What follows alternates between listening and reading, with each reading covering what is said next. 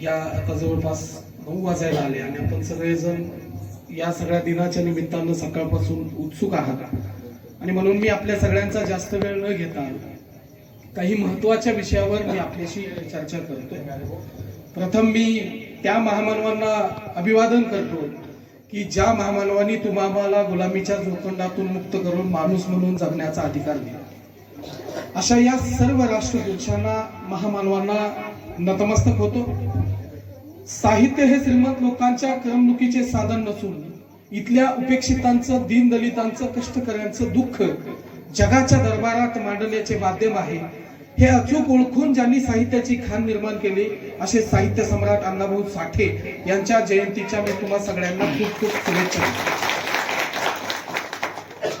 वास्तविकतेवर आधारित असं साहित्य या जगाच्या पटलावर उभा करत अण्णाभाऊंनी साहित्याच्या माध्यमातून एक नवं युद्ध, या व्यवस्थेच्या विरोधामधलं एक युद्ध उभा करण्याचा प्रयत्न केला. म्हणजे लक्षात घ्या की ज्या दिवशी, ज्या वेळेला, म्हणजे त्या काळामध्ये आपल्याविषयी कोणी लिहित नव्हतं, आपल्याविषयी कोणी बोलत नव्हतं, आपल्याविषयी कुणाला बघायला आपल्याकडे टाइम नव्हता, अशा काळामध्ये अण्णाभाऊ साठेंना वाटलं की आपण साहित्य लिहिलं पाहिजे. आणि काय साहित्य लिहिलं पाहिजे तर त्या साहित्याच्या माध्यमातून इथल्या लढणाऱ्या माणसाचं, लढणाऱ्या स्त्रीचं, इथल्या योग्य व्यक्तीचं जे काही संघर्षमय आहे, जीवन आहे, तो आपण या जगाच्या पटलावर मांडला पाहिजे. साहित्य म्हणजे करमणूक नाही किंवा साहित्य म्हणजे श्रीमंत लोकांचं उद उद करणारं ते लिखाण नाही. साहित्य म्हणजे काय आहे तर साहित्य या देशामध्ये, या देशाला समानतेच्या जोरावर उभा करण्यासाठी, या देशाला जगाच्या पटलावर उभं करण्यासाठी, याचं नाव रोशन करण्यासाठी या साहित्याच्या माध्यमातून ती माणसं अण्णाभाऊंनी शोधली. कोणती माणसं?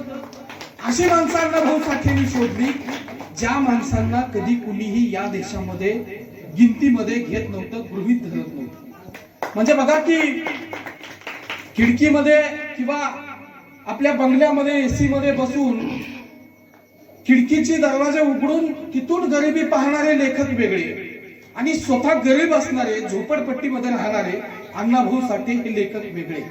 आणि म्हणून अण्णाभाऊंचं विशेषत्वानं असं एक महत्व निर्माण होतं की अण्णाभाऊ साठे म्हणजे सगळ्यात महत्वाचे, म्हणजे त्यांच्याबद्दलचं साळुंक्याचं मत असेल, आताच्या माननीय अनेक लेखक आहेत, जे दिग्गज लेखक आहेत, त्या सगळ्यांचं अण्णाभाऊंचं बद्दलचं मत वेगळं आहे की अण्णाभाऊ हे साहित्याला युद्ध म्हणून बघतात.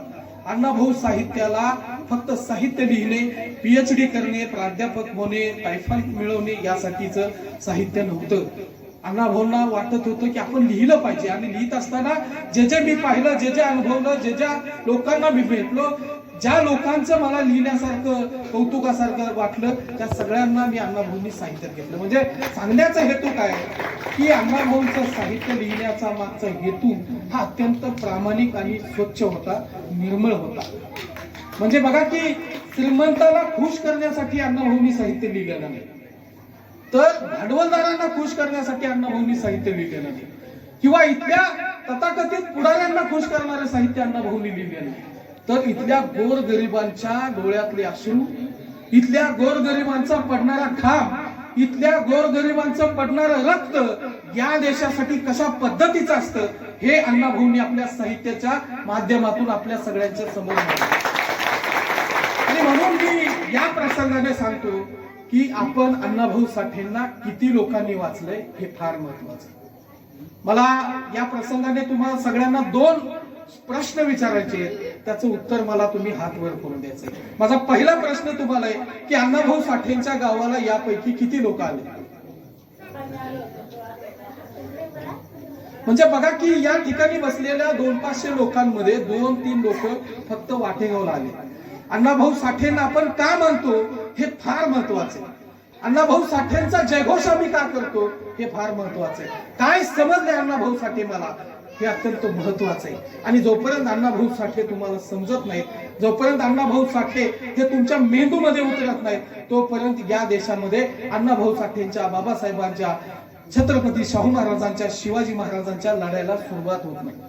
मला हे सगळं तुम्हाला का सांगायचंय की आताच कोणीतरी उल्लेख केला की सन्माननीय सूत्रसंचालक करणाऱ्या व्यक्तींनी त्याचा उल्लेख केला की अण्णाभाऊ हे रशियामध्ये जाऊन छत्रपती शिवाजी महाराजांच्या म्हणजे पोवाड्यानं ती सुरुवात करतात. काय म्हणतात की प्रथम मायभूच्या चरणात, म्हणजे पहिल्यांदा मी माझ्या मराठी मातीला नतमस्तक होतो आणि मी दुसऱ्यांदा माझ्या मराठी माय मातीत जन्माला आलेल्या छत्रपती शिवाजी महाराजांना मी वंदन करतो.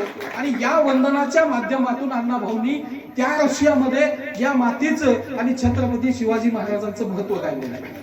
आणि मग हे सगळा प्रसंग म्हणजे आता एका मुलीने सांगितलं की 1 ऑगस्टला जन्म झाला, मग आपण अण्णाभाऊ मुंबईला पायी गेले आणि पुन्हा रशियाला गेले, हे सगळं सांगताना खूप सोपं आहे, पण या पाठीमागचा अण्णाभाऊंचा संघर्ष आपण सगळ्यांनी समजून घेतला पाहिजे.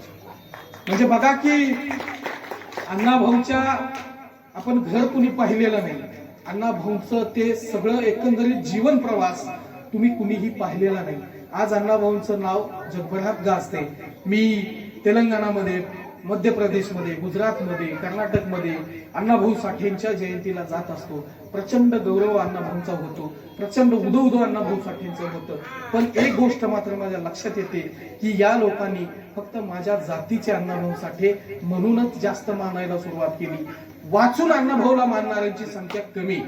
आणि म्हणून मी तुम्हाला तुमच्या मनाला बरं वाटेल असं